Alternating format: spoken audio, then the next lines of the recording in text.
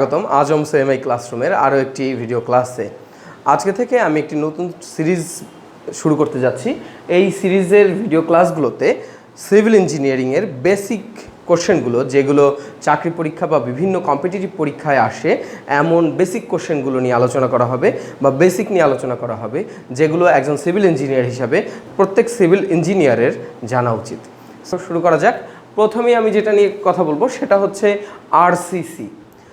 আজকের এই টপিকসটি আরসিসির উপরে থাকবে এবং এই আরসিসির উপরে প্রায় 100টি বা তার চেয়ে বেশি কোশ্চেনের আমি ধারাবাহিক অ্যান্সার দেব, যেগুলো সাধারণত বিভিন্ন চাকরি পরীক্ষায় বা কম্পিটিটিভ পরীক্ষায় আসে। তো শুরু করা যাক, বা একেবারে সহজ থেকে শুরু করি আমরা। RCC, define RCC. What is RCC? RCC কি? আরসিসির full meaning, RCC stand for reinforced cement concrete. অর্থাৎ আরসিসি হচ্ছে রিইনফোর্সড সিমেন্ট কংক্রিটের সংক্ষিপ্ত রূপ। It is a composite material, এবং এই আরসিসিটা একটা কম্পোজিট ম্যাটেরিয়াল। কম্পোজিট ম্যাটেরিয়াল কি?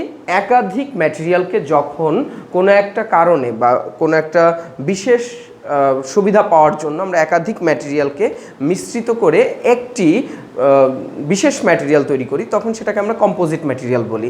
সো আরসিসি একটি কম্পোজিট ম্যাটেরিয়াল, কারণ এটা সিমেন্ট, বালি, কোর্স এগ্রিগেট বা পাথর এবং রিইনফোর্সড বারের একটা কম্পোজিট বা একটা সমন্বিত material. So RCC is a composite material in which plain cement concrete.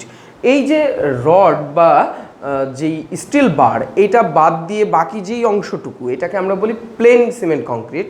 এই প্লেন সিমেন্ট কংক্রিটের মধ্যে reinforced plain cement concrete is reinforced with steel bar. So যখন আমরা প্লেন সিমেন্ট কংক্রিটের মধ্যে স্টিল বারের রিইনফোর্সমেন্ট ব্যবহার করি, তখন সেটাকে আরসিসি বলা হয়। সো একবারে আমরা একটু পড়ে নেই। RCC stand for reinforced cement concrete. It is a composite material in which plain cement concrete is reinforced with steel bars. Second question, এবং খুবই গুরুত্বপূর্ণ কোশ্চেন হচ্ছে, why steel is commonly used as reinforcing material in concrete. কেন আমরা স্টিলকেই reinforcing material হিসাবে কংক্রিটের মধ্যে ব্যবহার করলাম? এই স্টিল থেকে তো অন্য অনেক পদার্থ আছে, অনেক ধরনের পদার্থ আছে, সেই সকল পদার্থকে বাদ দিয়ে কেন আমরা এই রিইনফোর্সিং ম্যাটেরিয়াল হিসাবে স্টিলকেই চুজ করলাম? সো এটার অ্যান্সার হবে steel is commonly used because, এটার কারণ হচ্ছে steel is cheap and easily available. Steel খুব সস্তা এবং খুব সহজে প্রাপ্য একটা বস্তু। এটা আমরা খুব সহজে পেতে পারি এবং খুব অল্প দামে এটা আমরা পেতে পারি। It develops good bond with concrete. এটা কংক্রিটের সাথে একটা ভালো বন্ধন বা আবদ্ধ হতে পারে, কংক্রিটের সাথে ভালো বন্ধন তৈরি করতে পারে এই স্টিল কংক্রিটের সাথে। তৃতীয় যে পয়েন্টটা, সেটা সবচেয়ে গুরুত্বপূর্ণ point. It's thermal expansion coefficient is near to the concrete. এটার তাপীয় প্রসারণ সহগ, কংক্রিট এবং স্টিলের তাপীয় প্রসারণ সহগ খুবই কাছাকাছি। এর অর্থ কি? এর অর্থ হচ্ছে একক তাপমাত্রা বৃদ্ধি করলে স্টিল যতটুকু লেন্থ বা ভলিউমে বৃদ্ধি পায়, কংক্রিটও ঠিক প্রায় অতটুকুই বৃদ্ধি পায়। এতে করে কি হয়, যখন থার্মাল এক্সপেনশন ঘটবে, আমরা যে কোনো একটা বিল্ডিং বা স্ট্রাকচার যখন নির্মাণ করব, তাপমাত্রার ফ্ল্যাকচুয়েশন ঘটতে পারে।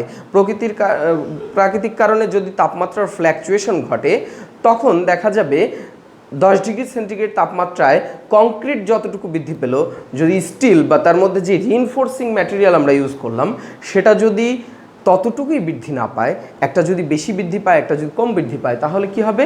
ফেল ঘটবে বা ক্র্যাক হওয়ার সম্ভাবনা দেখা দেবে। সো এই সম্ভাবনাটা দূর হয়ে যায় এই কারণে যে এদের দুইজনের তাপীয় প্রসারণ সহগ বা থার্মাল এক্সপেনশন কোএফিসিয়েন্ট খুবই কাছাকাছি। এই কারণটি বলা যেতে পারে স্টিলকে রিইনফোর্সিং ম্যাটেরিয়াল হিসাবে কংক্রিটের মধ্যে ব্যবহার করার অন্যতম কারণ। আরও একটা কারণ আমরা বলতে পারি যে কংক্রিটের প্রচুর কম্প্রেসিভ স্ট্রেংথ আছে। তার মানে কি, কংক্রিট খুবই কম্প্রেসিভ ফোর্স বহন করার ক্ষমতা রাখে, কিন্তু কম্প্রেসিভ স্ট্রেংথ খুব বেশি হলেও কংক্রিটের যেটা নাই সেটা হচ্ছে টেনসাইল স্ট্রেংথ নেওয়ার ক্ষমতা। অর্থাৎ টান বল যদি আমরা কংক্রিটের উপরে অ্যাপ্লাই করি, প্লেন কংক্রিটের উপরে, তাহলে সেটা ক্র্যাক করে। সো টান বল নেওয়ার কোনো ক্ষমতা কংক্রিটের নেই, খুবই কম। সো স্টিলের আবার টান বল নেওয়ার ক্ষমতা প্রচুর বেশি, বা টেনশন নেওয়ার ক্ষমতা বেশি। সো এই দুটার কম্বিনেশন করলে আমরা যেটা পাই, সেই ম্যাটেরিয়ালটা কম্প্রেশনও যেমন নিতে পারে, টেনশনেও তেমন স্থায়িত্ব লাভ করে। সো এই কারণে আমরা কংক্রিটের মধ্যে কি করি, স্টিল বার রিইনফোর্সিং ম্যাটেরিয়াল হিসাবে ব্যবহার করি। এবার হচ্ছে কোশ্চেনটি, commonly used reinforced bar in concrete কোনগুলো? আমরা কোন কংক্রিটের মধ্যে কোন রিইনফোর্সিং বারগুলো বা স্টিলের কোন ক্যাটাগরির বারগুলোকে বেশি ব্যবহার করে থাকি? সো কমনলি ইউজড রিইনফোর্সিং বারগুলো হচ্ছে hot rolled deformed bar, mild steel plain bars, cold worked steel reinforcement এবং প্রি স্ট্রেসিং স্টিল। এই 4 টাইপের বারই বেশি ব্যবহৃত হয়ে থাকে।